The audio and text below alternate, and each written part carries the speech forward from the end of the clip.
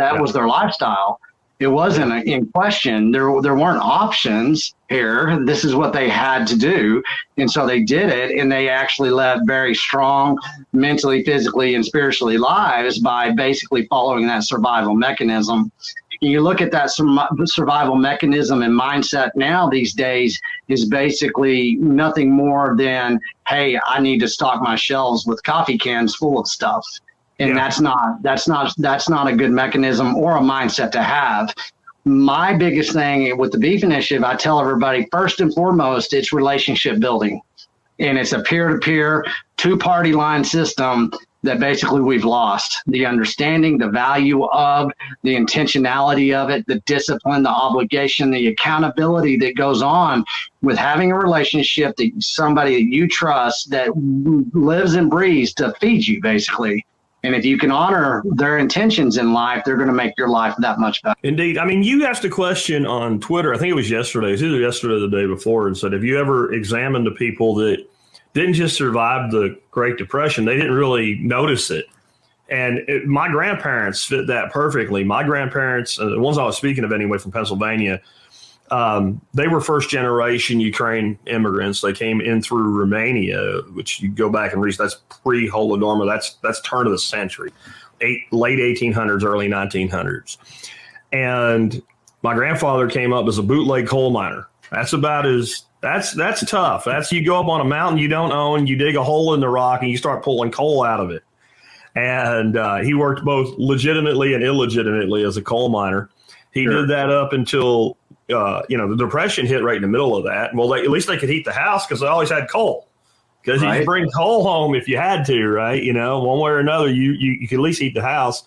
They hunted, they fished, and I maintained a garden that he was growing back in the Depression. When I was a little kid, I was still taking care of the same garden space with about a quarter acre. And he said that, he, in his old crusty talk, and he had pieces of coal in his arm. This dude was tough, man. And he's like, well, one day they said we had a depression. And then I went out to the war in the Navy because they made me.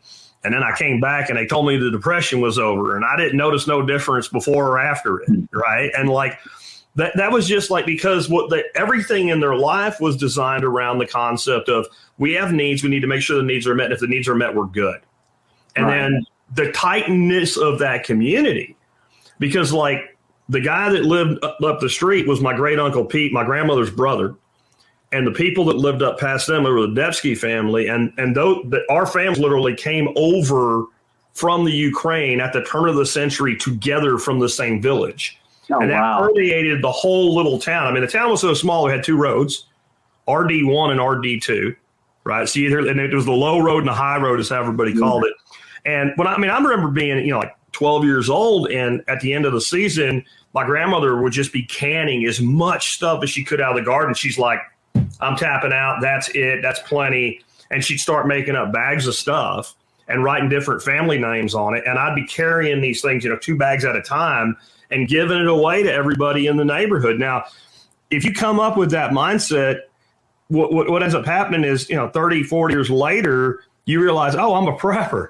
And it's just a name that you put on it because we were all preppers. And we had, like back then we had generators and we had backup heat and all. You know why? It gets cold as crap in Pennsylvania in the winter. And if the power goes out and the furnace won't run, you're going to freeze. So you don't let that happen. Or if you've laid up all that food in the deep freezer in the summertime, you're starting to use it and you still have a lot of food in there and the power goes out, well, it's going to go bad. So you have to have and you were relying on that.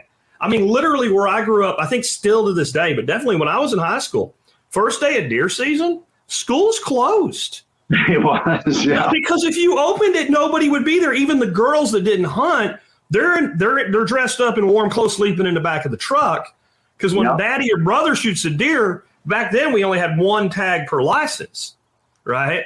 So the girl's tag was going on dad's deer, so dad could keep hunting and shoot another deer because those deer that we brought home, that was part of the meat that we would have for the year.